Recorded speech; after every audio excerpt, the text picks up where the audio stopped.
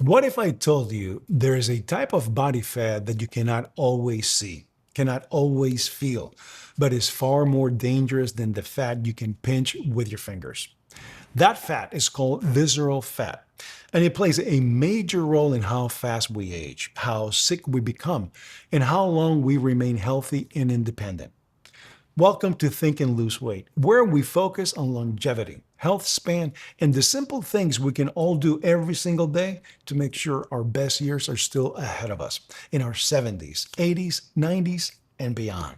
Most people think body fat is just body fat, but that couldn't be further from the truth. There are two types of main body fat in the body. The first is subcutaneous fat. This is the fat that sits just under the skin. It's the fat you can grab around your waist, hips, thighs, or arms. The second type is visceral fat. Visceral fat lives deep inside the abdominal cavity.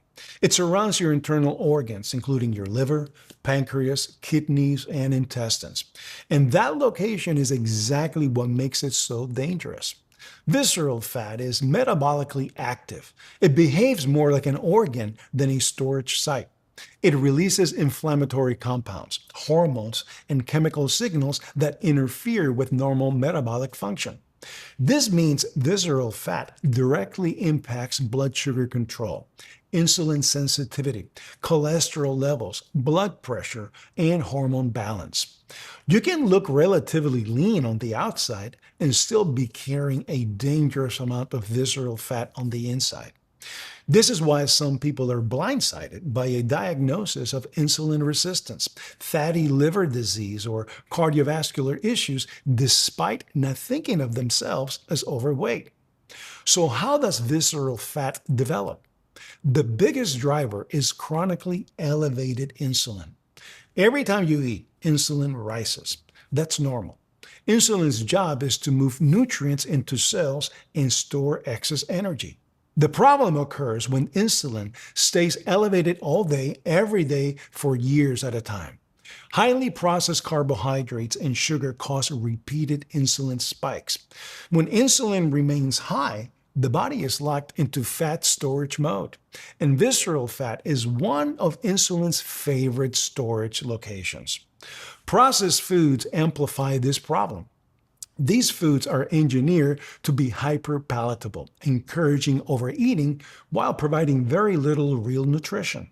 They disrupt hunger and satiety signals, making it easy to consume far more calories than the body needs while remaining undernourished at the cellular level, starving. Alcohol is another major contributor. Alcohol is metabolized by the liver, and when alcohol intake is frequent, the liver becomes overwhelmed. Fat begins to accumulate around the liver and other organs, increasing visceral fat even in people who are not technically overweight. Chronic stress plays a powerful role as well. When stress levels are high, cortisol rises. Elevated cortisol tells the body to store fat, particularly in the abdominal region.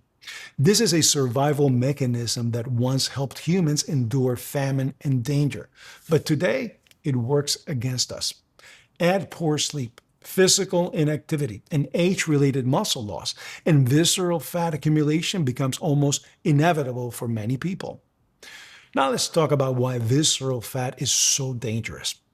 Visceral fat is strongly linked to insulin resistance, which is the gateway to type 2 diabetes. It increases systemic inflammation, damaging blood vessels and accelerating the aging process. It raises the risk of heart disease, stroke, and high blood pressure. It disrupts hormone production, including testosterone in men, which further worsens fat gain and muscle loss.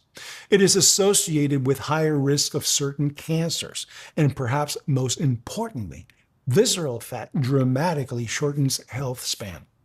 The number of years you can live independently, move freely, and enjoy life without chronic disease. This is why focusing solely on body weight is such a mistake. Weight loss does not automatically mean fat loss. Fat loss does not automatically mean visceral fat loss. And being thin does not automatically mean being healthy. There's a condition known as normal weight obesity, where someone appears slim but carries excessive visceral fat and has poor metabolic health. The scale cannot tell you where fat is stored. It's just a number. It cannot tell you how much muscle you have, and it cannot tell you whether your metabolism is healthy. A better indicator for many people is waist circumference. An expanding waistline is often one of the earliest signs of visceral fat accumulation, even before significant weight gain occurs. So, what actually works to reduce visceral fat? The first step is lowering insulin. This means reducing processed carbohydrates and sugars and focusing on whole, nutrient dense foods. A low carbohydrate or ketogenic style approach can be highly effective because it keeps insulin levels low and stable, allowing stored fat to be accessed and burned. Intermittent fasting is another powerful tool. By extending the time between meals, insulin levels drop and the body is forced to rely on stored energy, uses fat. This metabolic state encourages fat loss while preserving muscle when adequate protein and resistance training are included. Eating fewer meals does not slow your metabolism when done correctly. In many cases, it improves metabolic flexibility and restores the body's ability to switch between fuel sources efficiently. Resistance training is essential. Muscle is metabolically active tissue. Maintaining muscle improves insulin sensitivity, increases resting energy expenditure, and protects against age-related decline. Strength training also sends a powerful signal to the body that muscle is necessary, reducing the likelihood of muscle loss during fat loss. Cardio plays an important role as well. Consistent, moderate intensity cardio, such as walking, improves mitochondrial function and enhances the body's ability to burn fat for fuel. This type of movement also supports cardiovascular health without excessive stress or recovery demands. I'm talking about zone 2 training. Sleep is non negotiable. Poor sleep increases insulin resistance, elevates cortisol, and disrupts appetite regulation. Even the best nutrition and exercise plan will struggle to overcome chronic sleep deprivation. Alcohol must be addressed honestly. If longevity and health span are the goal, reducing or eliminating alcohol is one of the most effective steps many people can take to reduce visceral fat. Now, tracking progress matters. Instead of obsessing over the scale, pay attention to waist measurements, how your clothes fit, energy levels, sleep quality, and performance in the gym. These markers often improve long before the scale moves and are better indicators of improving metabolic health. Another overlooked factor is consistency. Doing the right things occasionally will not produce meaningful change. Doing simple things consistently is what creates lasting metabolic health. Visceral fat does not accumulate overnight, and it does not disappear overnight. It is the result of small decisions repeated daily over years and decades, and it is reversed the same way. One of the most important things to understand is that visceral fat responds best to lifestyle change, not quick fixes. There is no supplement, pill, or short term program that selectively removes visceral fat.